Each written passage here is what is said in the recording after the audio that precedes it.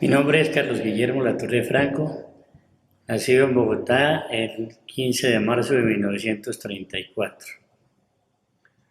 Gracias, don Carlos. Cuéntenos un poco acerca de cómo estaba conformada su familia antes de la guerra y su familia actual. Sí, mi familia constaba de mis padres y 5 hermanos.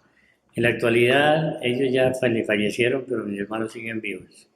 Yo vivo con mi familia, yo soy casado, tengo 4 hijos, tengo 4 nietos. Yo vivo con mi esposa y con 2 hijos todavía. Hábleme de su formación académica antes de la guerra de Corea. Yo estudié, en esa época no había casi colegio, yo estudié en la Escuela República Argentina, que queda ubicada en la calle 20, entre carreras quinta y sexta de la ciudad de Bogotá, en el barrio de Las Nieves. De ahí salí para el Colegio San Bernardo, que queda hoy en día en la calle segunda, con la carrera 12. Eso pertenecía a los hermanos de la Salle. Cuéntenos un poco cómo fue su servicio militar. Yo ingresé al ejército, al batallón Ricaurte, que está en la quinta brigada en la ciudad de Bucaramanga. Ingresé el 2 de enero de 1952. Fui trasladado al batallón Colombia en septiembre del mismo año y en el mes de diciembre salimos para Corea. Descríbame un poquito cómo fue su entrenamiento militar antes de la guerra de Corea. El conflicto colombiano siempre ha sido bastante duro, porque en esa época estaba empezando lo que la actual guerrilla, que no se llamaba guerrilla sino chusma. A mí me tocó mucho orden público en el departamento de Santander. Y de ahí salí yo para el Batallón Colombia, y en el Batallón Colombia tuvimos unas misiones en Jacopí, que fue bombardeado, Pacho, La Palma, en el llano, y de ahí sí salimos para Corea. ¿Cómo fue ese viaje hacia Corea? El viaje fue en un buque de buque de transporte de tropa americano, que se llamaba el General Jersey. Íbamos aproximadamente unos 2000 y pico de hombres de todas las naciones para Corea. ¿Cómo fue el trayecto? Salimos de Cartagena, atravesamos el canal de Panamá, estuvimos en Colón, bajamos a Hawái, desembarcamos en Hawái unos días, salimos a Yokohama, desembarcamos en Yokohama, nos trasladaron a Camp Drake en Tokio, regresamos de Camp Drake a Yokohama, embarcamos y desembarcamos en el puerto de Incheon. ¿A qué unidad militar pertenecía usted? ¿Cuál era su rango y su especialidad? Yo soy, desde que entré al ejército, soy de infantería, del arma de infantería, y fui ascendido en el mes de julio de 1952 a cabo segundo con el grado con el que viajé a Corea. Y regresé con el mismo rango porque no me ascendieron. Llegué a Bogotá, estuve en tratamiento ambulatorio en el hospital militar y salí trasladado para el batallón Jaime Rook en el departamento del Tolima, en la capital que es Ibagué. Y de ahí salí para orden público a diferentes partes. Durante el tiempo que permanecí aquí en Colombia, tuve varias acciones a las cuales pertenecí y tengo una condecoración de servicios distinguidos en orden público. ¿Dónde y cuándo llegó usted a Corea? Nosotros llegamos a Corea en el mes de enero de 1953. Desembarcamos en barcazas que, perdón la redundancia, de desembarco, porque el barco no atracó, sino que quedamos mar afuera y desembarcamos en barcazas. De ahí nos dieron la ropa para invierno, porque estamos en pleno invierno. Nos dieron las botas, todo lo relacionado con el uniforme de tierra fría, del invierno. De ahí salimos en tren hacia, no recuerdo el nombre de la, donde llegamos y tuvimos 2 meses de entrenamiento. ¿Hasta cuándo estuvo usted en Corea? Yo, ¿hasta cuándo estuve? Yo estuve hasta el mes de octubre aproximadamente de 1953.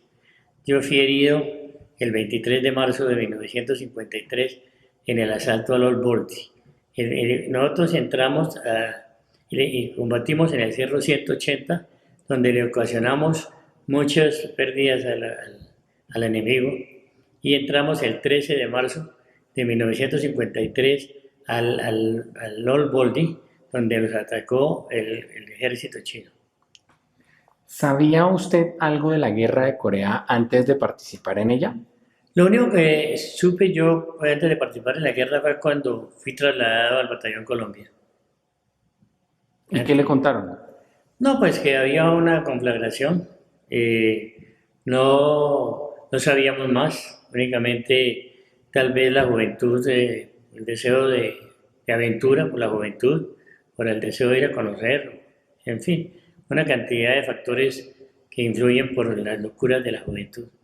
O sea que usted fue voluntariamente o fue designado. Yo fui trasladado del batallón Ricaurte al batallón Colombia, pero ya al estar aquí en Bogotá dijeron que el que no quisiera ir que saliera.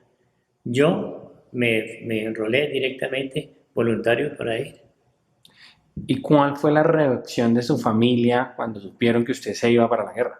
Ese fue uno de los grandes dilemas que sufrí, porque especialmente mi abuela y mi bisabuela, ellas se oponían a eso. Entonces me tocó decirles mentiras. Cuando como a mí me han dado una licencia con anterioridad, llegué con un uniforme de aquí de Colombia. En la segunda visita que les hice, ya iba con el uniforme americano. Entonces mis abuelas me dijo que por qué tenía yo ese uniforme. Le dije, no madre, es que lo que pasa es que yo pertenezco ahora a la banda de guerra, porque hoy está muy anciana y todas cosas, diciendo la mentira. Y a mi abuela también. Ya con el tiempo, a los poquitos días le dije a mi abuela que mi abuela fue la que me crió, le dije, mami, lo que pasa es que yo tengo ganas de conocer otros países y ahora se me presenta la oportunidad de conocer, ir a montar en un buque tal vez, en un avión, alguna cosa, lo que no voy a poder hacer aquí en esta. Entonces a ella, usted no, pues, va a ir a la guerra. Le dije, pues mami, tengo ganas de ir. Yo, no, pero que lo van a matar, que no sé qué. Le dije, las oraciones suyas, la de mis abuelas, la tuya, sé que me va a ir bien, no tengo problema. Entonces ya la fui amoldando a la situación.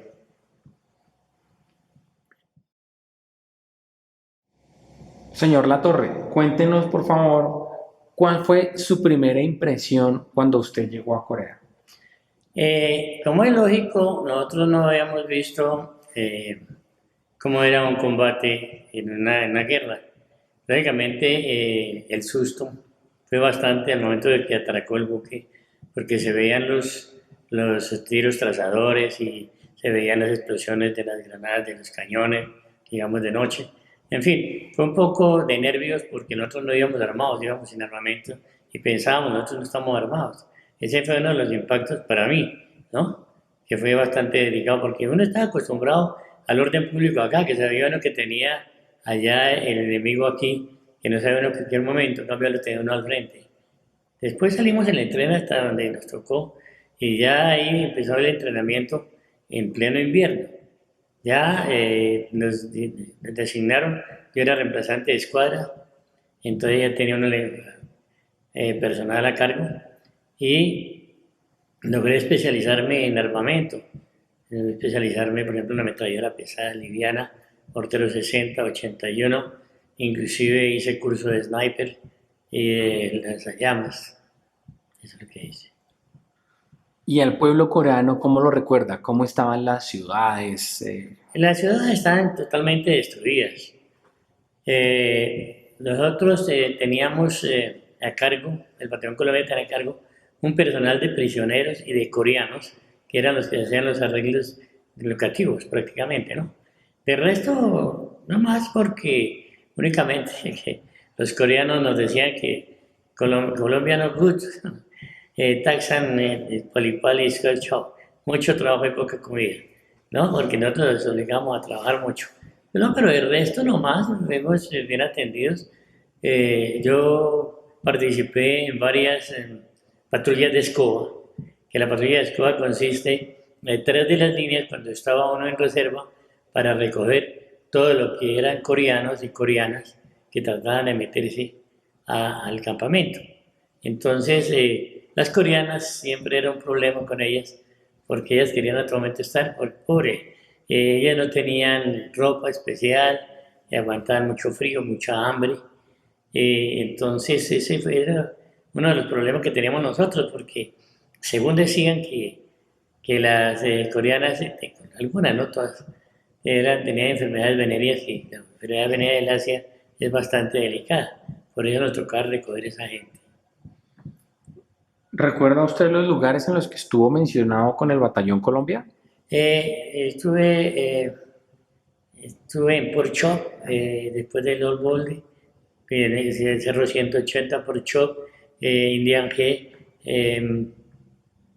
ah, el Valle de Cumson, y no recuerdo los otros.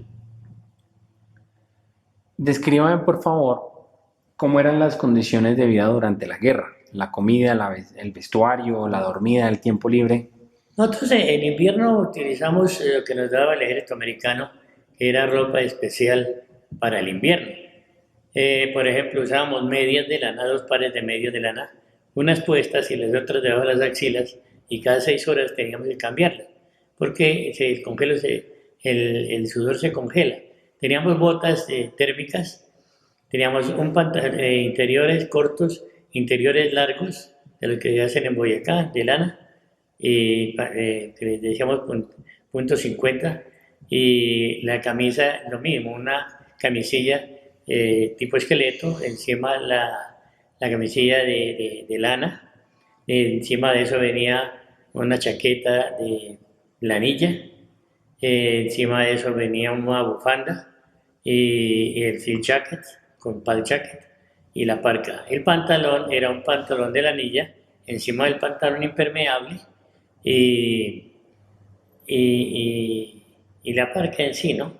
La bufanda muchas veces el frío era tan intenso que la transpiración se congelaba. Entonces nos tocaba cada rato quitárnosla y quitar el hielo de un suéter que usábamos también, de los que usan los ingleses.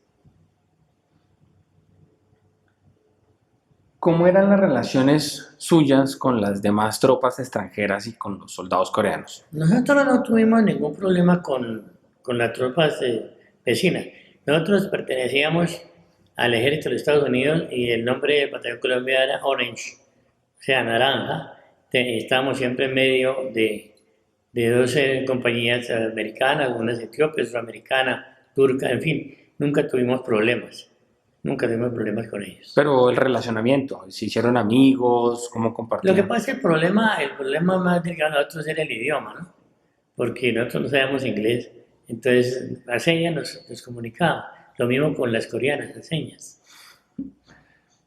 ¿Intercambiaba usted cartas con sus familiares?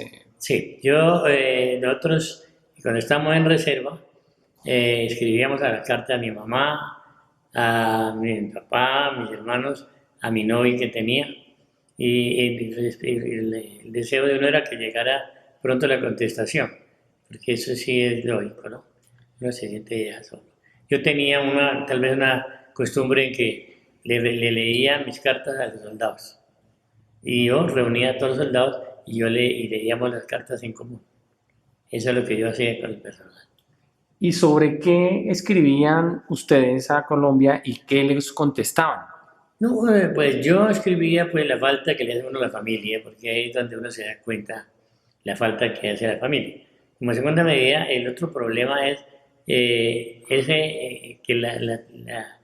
la patria jala, ¿sí?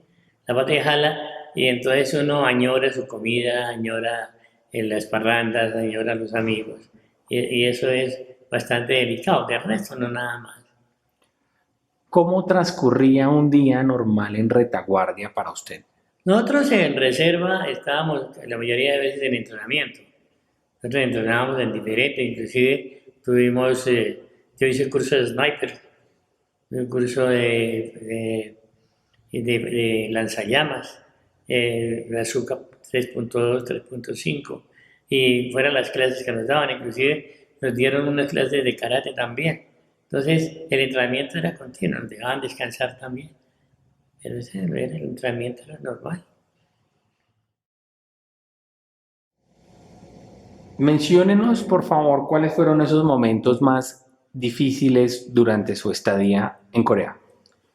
Los problemas de más difíciles, o sea, los nervios, que es lo que matan a cualquier persona. Primero fue en el 180 y después fue en el Old Baldy. De resto, pues tal vez por la juventud o por la falta de experiencia en combate ya en una guerra, porque como le digo, yo iba aquí ya, he combatido aquí en Colombia. De resto, no más así. Eh, Ahora, lo más delicado que sentí, primero la muerte de los compañeros. Muchos compañeros de los cuales habíamos viajado en el mismo relevo y eso lo golpea a uno bastante.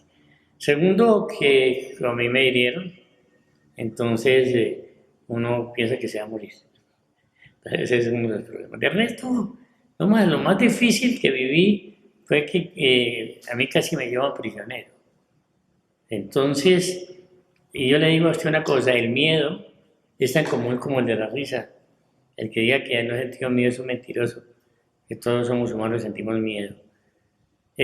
Cuando a mí me hirieron, yo salí a buscar a mi compañero del otro búnker, alma bendita de, de otro compañero, y los chinos ya se nos habían metido a las zanjas y me llamaban, hey Colombia, come on, Colombia, come on.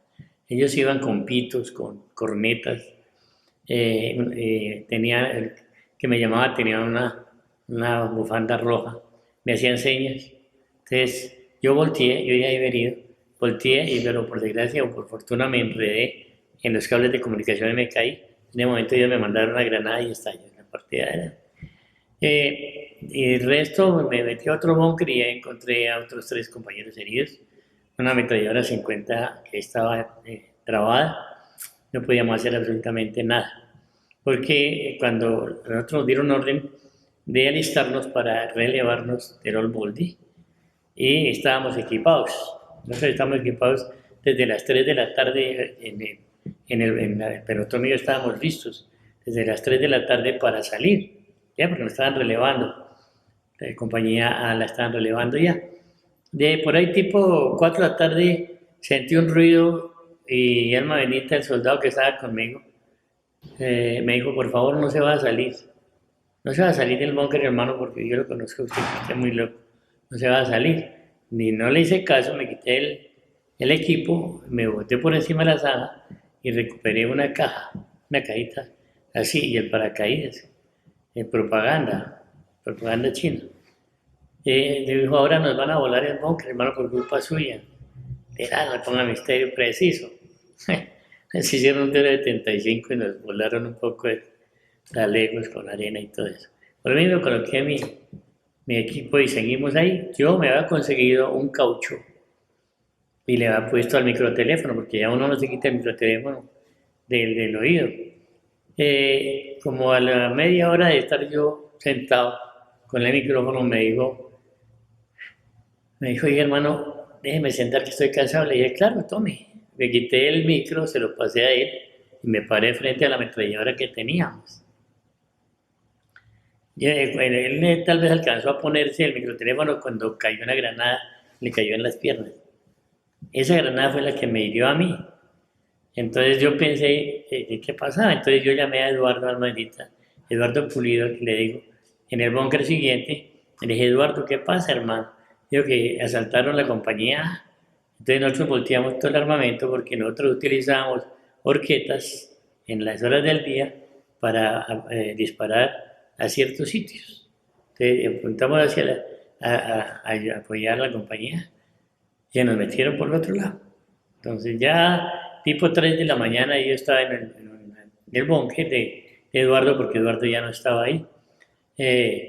Y estaba otro muchacho que le llamamos Pico y Rata, muchacho García, Fonegra y yo. De los 4 habíamos 3 heridos. Y García me tenía la cabeza puesta en mi pierna, que le hería, y empezó a decirme, oye, hermano, escríbele a mi mamá que me mataron. Le dije, déjese pendejo, hombre, no moleste. ¿Tiene agua? No, que vamos a tener agua ni nada. Cuando uno esté herido le da mucha sed. Bueno, pasó la cosa así a la madrugada. Le dije, bueno, ¿qué vamos a hacer? ¿Nos entregamos o nos volamos? Como yo era el de más rango en ese momento, entonces yo tenía que tomar la determinación. Entonces, había unas granadas, le repartía a cada uno una. Le dije, nos vamos a volar porque yo no me voy a ir prisionero. Quítenle los pines a las granadas y me respira todo el mundo con la boca abierta. Que ahí vienen, precisos, entraron los chinos, les alumbraban con linternas y en el idioma de ellos. Claro, él ya con la sangre, se pasaron la mano por la cara y estaba lleno de sangre y de tierra. Ellos pensaban que nosotros estábamos muertos y no nos remataron. Pero otro problema era que las granadas ya las teníamos en los pines. Menos mal que no habíamos botado los pines, los teníamos en la mano. El problema fue poner los pines otra vez a la granada. Afortunadamente, una granada iluminó y logramos quitar eso. A las 6:30 de la mañana, le dije a Fonegra, que era el único que no estaba herido, le dije, oiga hermano, asómese a ver si están ahí. Los chinos, si ahí están ahí, no toques entregarnos, que no haya nada más que hacer. Entonces se asomó y dijo, pues, están ahí, pero tienen casco. Le dije, entonces no son chinos, porque los chinos no tienen casco. Sí. Entonces le asómese bien y fíjese, cuando él se asomó la segunda vez lo vieron. Dijo, alto, le dije, ¡hol! Entonces él cogió el fusil de él y lo puso así en la puerta y se le ocurrió, dijo, ¿tiene cigarrillos? Le dieron sí, le dieron un cigarrillo Camel. Entonces no van a disparar, no, pero nosotros tenemos un fusil nomás, que son americanos. Entonces nos ayudaron a sacar de donde estábamos, llegó un puertorriqueño, un enfermero, me hizo la primera curación. Al frente había un lanzallamas de posición y encima de él había un compañero sangrando. La cara la tenía abierta. Cada vez que respiraba botaba toda la sangre de por acá. Y los dedos los tenía reventados todos. Y la espalda. Entonces le dije al puertorriqueño, oiga, Puerto Rico, no me haga tanto a mí, hágale a mi compañero. Y dijo, ya no hay nada que hacer, man. Está muriéndose ya.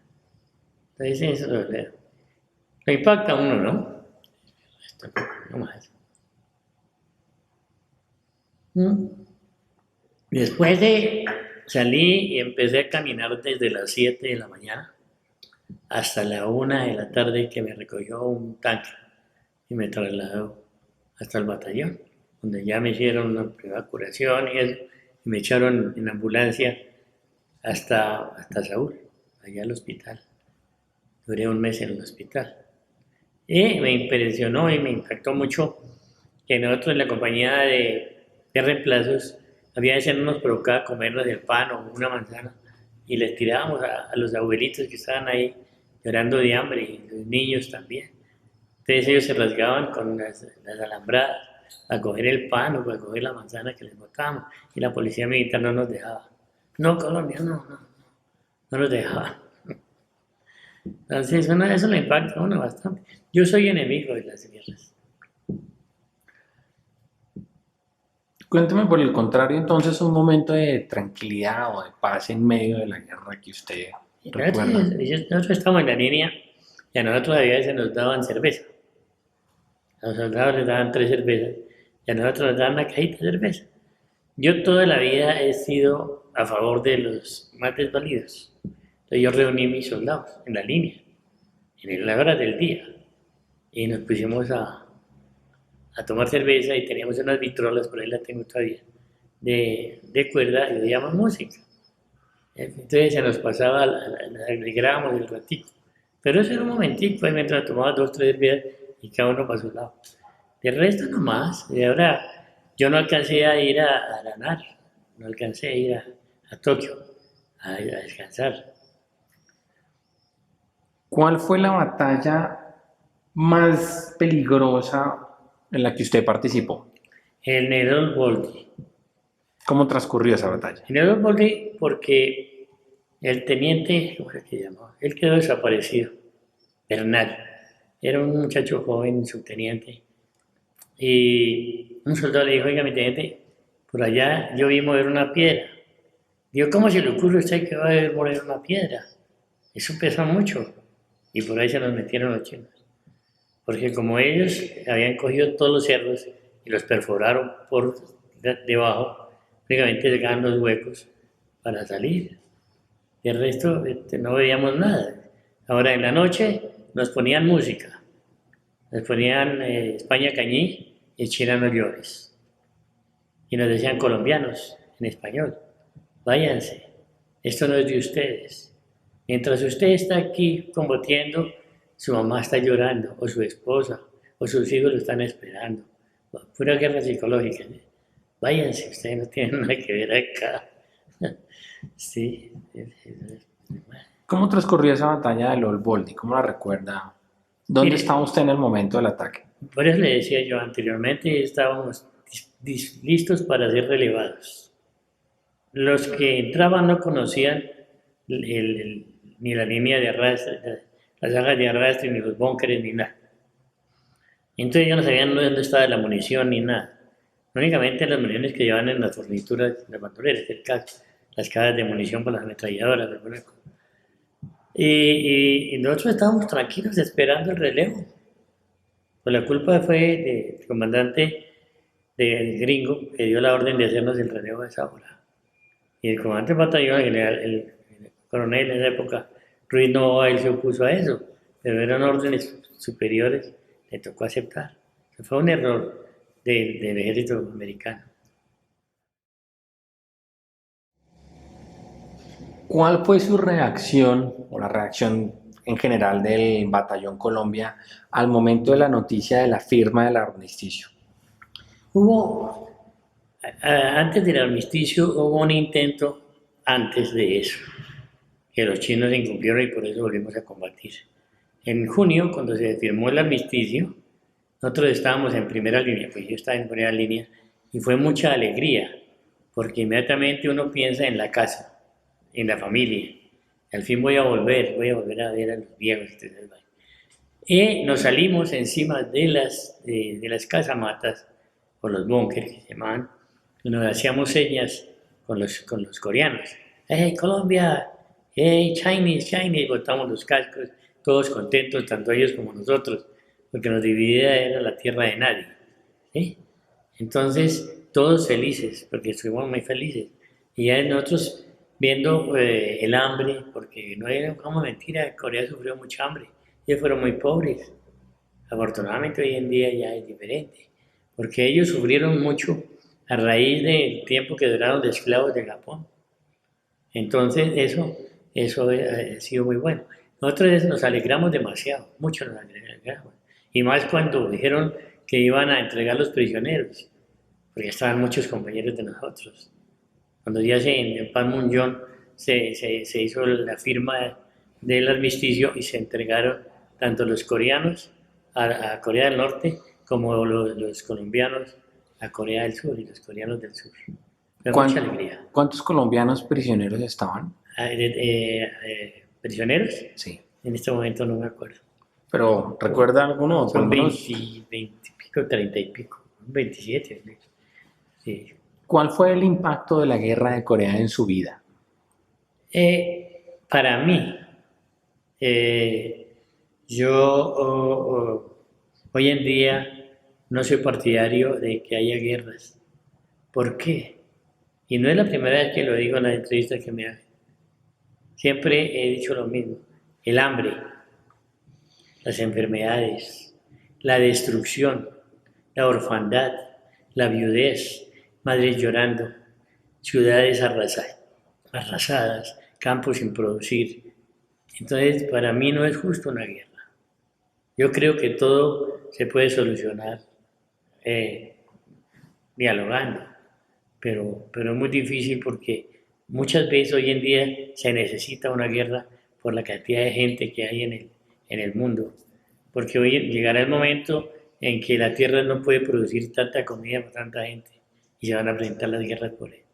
Otro problema es el agua. Va a haber guerras por el agua, no por el petróleo, no por el agua. Cuando usted terminó su servicio allá en Corea, ¿Cuáles eran sus expectativas para el pueblo coreano, para Corea como nación? Yo le he deseado y le he deseado toda la vida a Corea una de las mejores, eh, lo mejor que puede existir porque ellos, así como uno, porque para uno de sentir deseos de ayudar, tiene que haber sufrido uno también. Y nosotros aquí sufrimos en el orden público, inclusive más de lo que sufrimos aquí en Corea. Que aquí, por ejemplo, no nos daban comida en orden público, nosotros nos daban una ración y aquí, por ejemplo, uno tenía que llegar a donde el campesino que nos dieran algo de comer, alguna cosa. Y el armamento, la munición, nos cargaban, por ejemplo, yo cargaba 600 cartuchos en la espalda, un par de botas, un uniforme, y las bandoleras, más las fornituras, y se nos acaba la munición, entonces ¿qué hacemos? Hoy en día no, porque hoy en día la tropa tiene la ventaja de que le entran la comida y le entran la munición en el helicóptero. En esa época no había nada de eso, era pura infantería. Por eso a los infantes nos llaman los perros.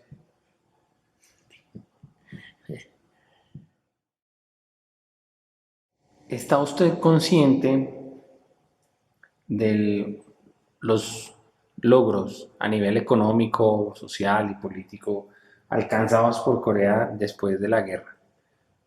Sí, ¿Qué opinión le merecen? yo los admiro, yo admiro al pueblo coreano. Y lo admiro, ¿por qué?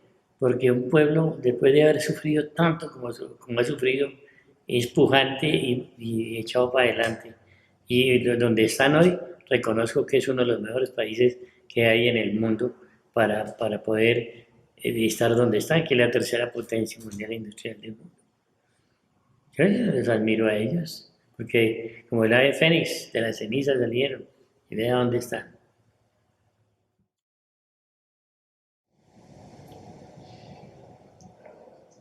¿Cuál cree usted que es el legado de los veteranos de la guerra de Corea? Nosotros, si los gobiernos que ha habido en Colombia después de que nosotros regresamos de Corea, se hubiera preocupado por habernos dado la oportunidad de hacer conferencias precisamente para evitar lo que está pasando hoy en Colombia con la guerrilla, hubiera sido muy fructífero. Pero lo contrario, nos desecharon. Yo iba como instructor para Tolemaida y Rojas Pinilla no nos quiso mandar. Entonces, ¿por qué no aprovecharon las experiencias de nosotros durante el tiempo que permanecimos combatiendo, de las situaciones que veíamos en Corea, del hambre, la situación, las enfermedades, el sufrimiento, para haberle comunicado a la gente eso? Yo creo, hoy en día, la mayoría de guerrilleros de hoy en día son los niños que vieron masacrar a sus papás. Y esos niños, por venganza, están en la guerrilla.